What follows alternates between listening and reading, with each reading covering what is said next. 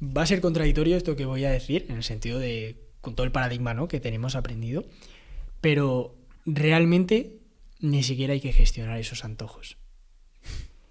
Tenemos que llegar al punto en el que no sea algo que tengamos que gestionar, sino que sea algo que tengamos tan inculcado en nuestro día a día, tan fácil el saber gestionarlos, tan aprendido, ¿no?, el cómo llevar esos antojos dulces, que ni siquiera tengamos que aprender a gestionarlos. Eso número uno. Pero bueno, como no estamos en un mundo idílico, ¿vale?, como no todo es perfecto, pues partimos de un problema de base, ¿no? Y es que nunca nos han enseñado a gestionar esos antojos dulces. A muchas mujeres les han hecho pensar que es culpa suya, que es falta de fuerza de voluntad, que no saben aguantarse sin comer ese dulce, cuando realmente hemos visto ya que es una cuestión puramente hormonal, ¿vale? Hemos mencionado algunas hormonas, ya la serotonina, podemos hablar de progesterona, estrógenos, pero es normal que ocurran esas cosas. Entonces, partiendo de la base de que no es un mundo ideal y que es normal que tengas esos antojos dulces, y ya, pues teniendo esos problemas con los antojos dulces, ya tenemos que aprender a gestionarlos, ¿no? Pero en el mundo ideal no tienes ni siquiera que aprender a gestionarlos, porque tienen que formar parte de tu día a día.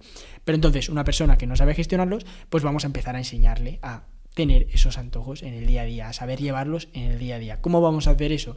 Número uno, y de forma súper sencilla, metiendo opciones dulces en el plan. Es tan fácil como meter opciones dulces en el plan. Te han hecho pensar que para perder grasa tienes que quitar todo el dulce, que tienes que restringirte esos antojos, que tienes que prohibir ciertos alimentos, y es absolutamente todo lo contrario. Ningún alimento debes prohibirlo. Lo que tienes que aprender es a cómo introducirlo, que es completamente diferente. Entonces, todas nuestras asesoradas en sus planes tienen opciones dulces. De hecho, precisamente de eso se trata. Todos los días tienen una opción dulce, ya sea para el desayuno o para la merienda. Realmente puedan elegir. Y hay gente a la que no le gusta tanto el dulce. Yo, por ejemplo, no soy tan goloso.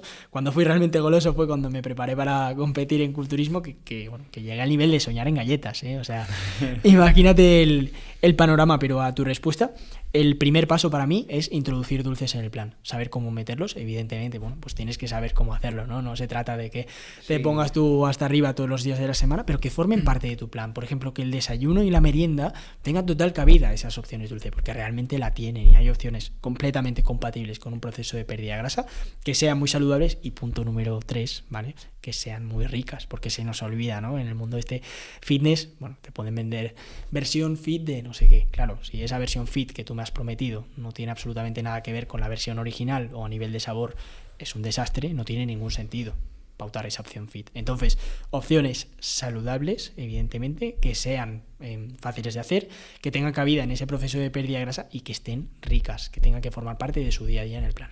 Para mí las claves que has tocado son muy importantes, y sobre todo la semana antes de la regla, que es cuando más antojos de dulces se tiene, y mucha gente piensa que tira el progreso de todo el mes por esa semana.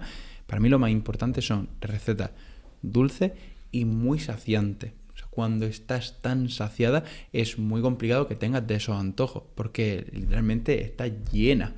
Entonces, si encima haces que esa comida muy saciante la disfrutes porque está rica de verdad, y que sea dulce, que para ello podemos emplear, pues, por ejemplo, las maravillosas gachas de avena, que hay recetón, y todo el mundo, todas las mujeres que lo prueban dentro del programa flipan, y de repente ven que se les solucionan los antojos. Pues cuando tienes estas opciones es muy difícil que te surjan los antojos. Primero porque lo estás atajando, estás comiendo alimentos ricos que te apetecen, dulces, ya sea que porque le metas algún toque de chocolate y demás. Ya cubres esa necesidad. Correcto. Lo que pasa es que hay alimentos más interesantes y alimentos menos interesantes.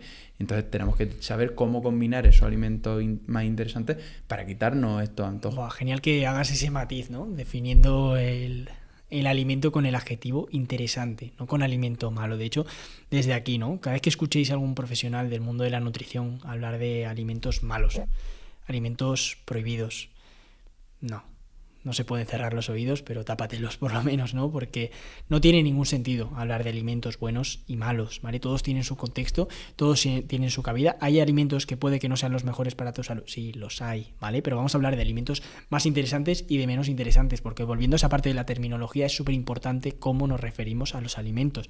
Si yo te vendo un alimento como prohibido, va a pasar exactamente lo mismo que con lo del enchufe. Vas a tener más ganas de consumir ese alimento. El ser humano es así, ¿no? Es curioso. Si yo te digo que está prohibido tocar este botón rojo, vas a tener muchas ganas de tocar el botón rojo. Entonces, muy bien usar esa terminología. Alimentos más interesantes o menos interesantes marca literalmente la diferencia, ¿vale? Una de las primeras cosas que enseñamos.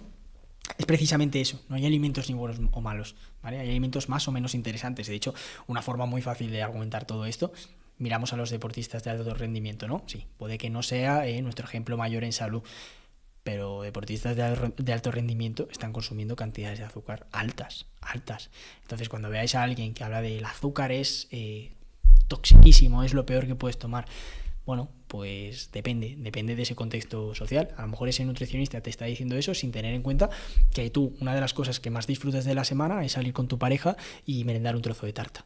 Sí, o que todos tenemos clarísimo que el alcohol es nocivo para la salud. Eso es evidente. Innegable. Pero tienes que tener en cuenta ese contexto. Y a lo mejor lo más interesante para ti ese día que vas a comerte una carne con tu pareja es tomarte esa copa de vino. ¿Por qué? Porque va a hacer que disfrutes mucho más de la noche, va a quitarte pues esas ganas de disfrute que a lo mejor puedes tener y que haga que todo esto sea sostenible, que puedas disfrutarlo, porque si no te demuestras que salirte del plan forma parte del plan, va a ser imposible que tú consigas ese cambio. Pero aquí sí, nosotros, bueno, nos vamos a competir en culturismo, somos casos aparte, pero aquí nadie que nos escuche se dedica al culto al cuerpo. Lo que quiere es verse bien, estar bien consigo misma y, pues sentirse sin esas limitaciones. Pues teniendo en cuenta que no nos dedicamos al culto al cuerpo, tienes que hacer que todo esto sea disfrutable. Totalmente. Y a lo mejor la decisión más interesante en ese momento puntual es la que sea más disfrutable y no la que sea la óptima para la salud. Sí. Y aquí disclaimer, ¿no? Dejar muy claro que el consumo recomendable de alcohol es cero. ¿Vale? Eso dejarlo siempre muy, muy claro, pero también, aparte de tener la evidencia científica en mano, como siempre tenemos, también tenemos en cuenta ese contexto pragmático, que es al final lo que marca la diferencia, porque ya puedes tener una dieta que te cubre todo lo que necesitas. La dieta para la longevidad, no sé si conoces el chico este que... Bueno, chico no, señor, que quiere vivir 200 años. Puedes tener su dieta, que si no la vas a disfrutar te va a durar bien poco esa dieta. Entonces tener en cuenta siempre, ¿no? ese contexto social. Y aquí entra ese debate que hemos tratado en algún momento de en qué momento, si ese alimento para la salud, son los marcadores de salud, es negativo, pero está contribuyendo a tu felicidad. Ya. ¿Cómo de saludable es? Ya. Aquí todavía no ha llegado la ciencia a responder a esas preguntas, ¿eh? No ha llegado. Pero bueno, ahora mismo el consenso es claro, ¿vale? Aquí siempre vamos a hacer las recomendaciones y como siempre bien decimos, ¿no? Aquí damos la información y a cada uno con ella pues que haga lo que quiera, ¿no? No se obliga absolutamente a nadie, al igual que un buen nutricionista nunca te va a obligar a dejar un grupo de alimentos.